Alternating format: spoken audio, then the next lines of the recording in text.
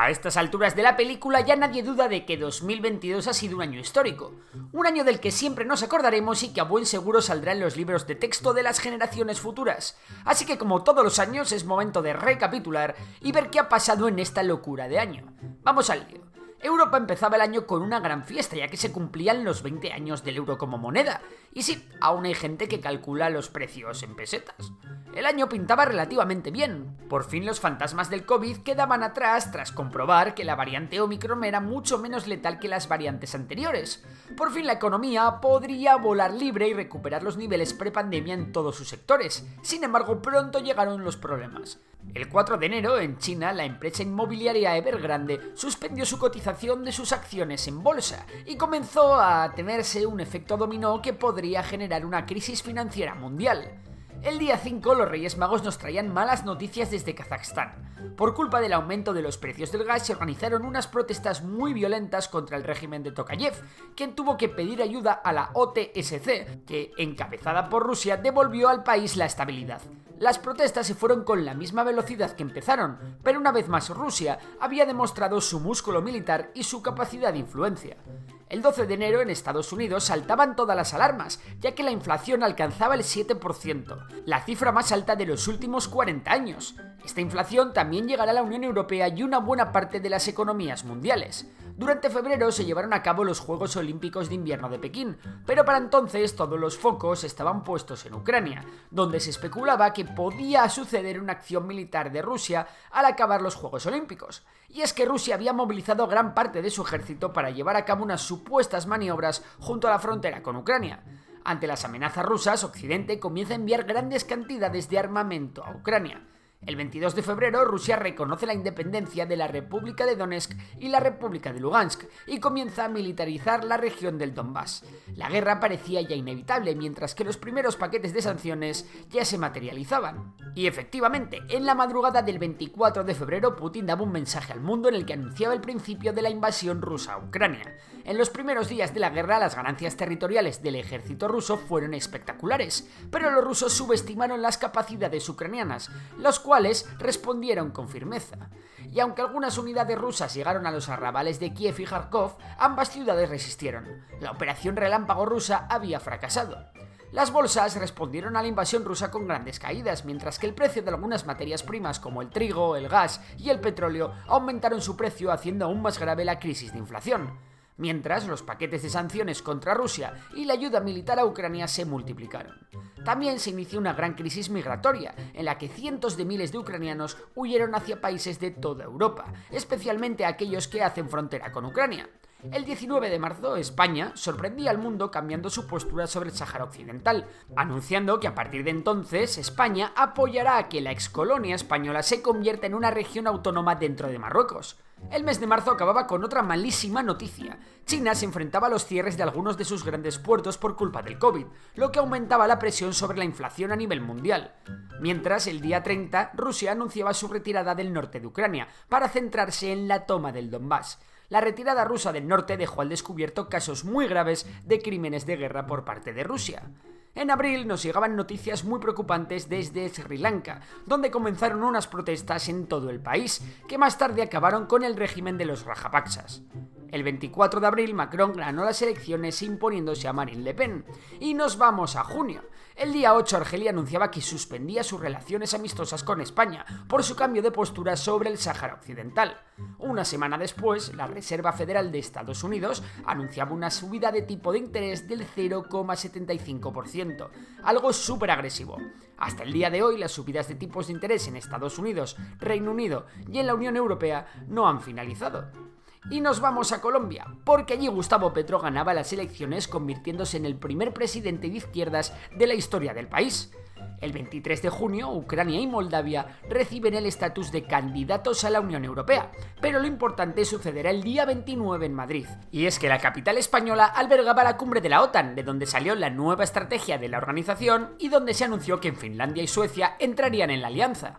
El 8 de julio, en Japón, fue asesinado el ex primer ministro japonés Shinzo Abe, quien recibió un disparo en su espalda mientras daba un discurso.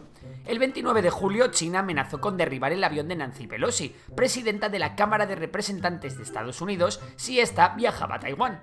No obstante, finalmente el viaje se llevó a cabo sin incidentes. La respuesta china fueron unas grandes maniobras militares que bloquearon Taiwán durante varios días. En agosto, Israel lanzó la Operación Amanecer en la Franja de Gaza. Sin embargo, esta ofensiva no pasó a mayores y ambos combatientes declararon un alto al fuego 2 días después. El 29 de agosto comenzaron los enfrentamientos en Bagdad de 2022, en los que los manifestantes ocuparon la casa presidencial y se registraron importantes enfrentamientos entre las fuerzas de seguridad y los seguidores del clérigo Muqtada al-Sadr.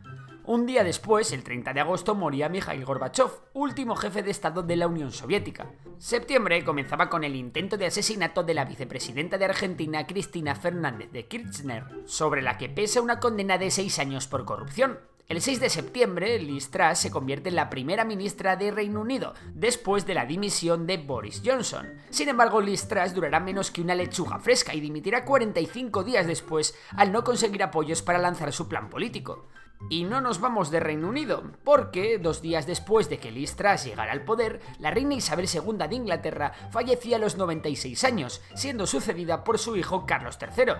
Mientras, aprovechando la debilidad de Rusia empantanada en Ucrania, Azerbaiyán atacó nuevamente a Armenia, capturando puntos estratégicos a lo largo de la frontera.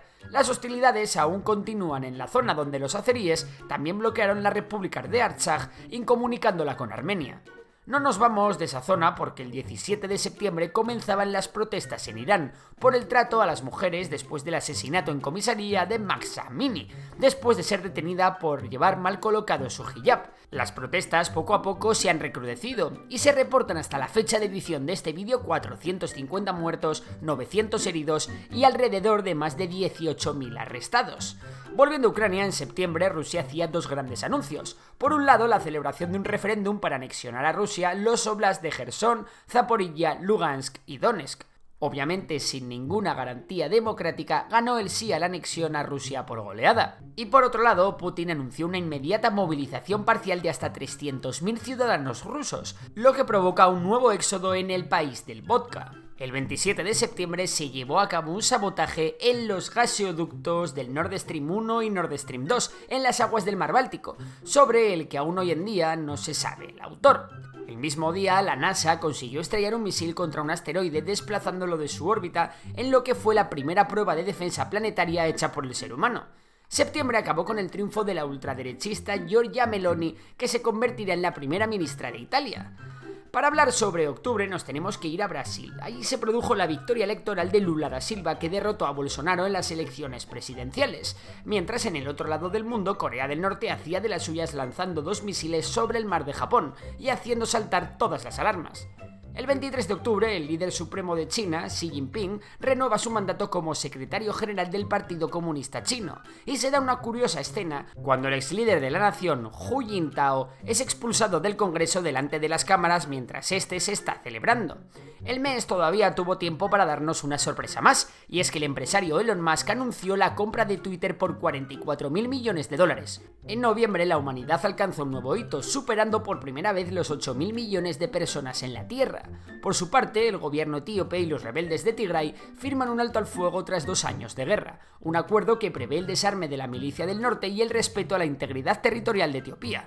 También Trump se quiso colar en este resumen, anunciando que se presentaría de nuevo a las elecciones para volver a ser presidente de Estados Unidos.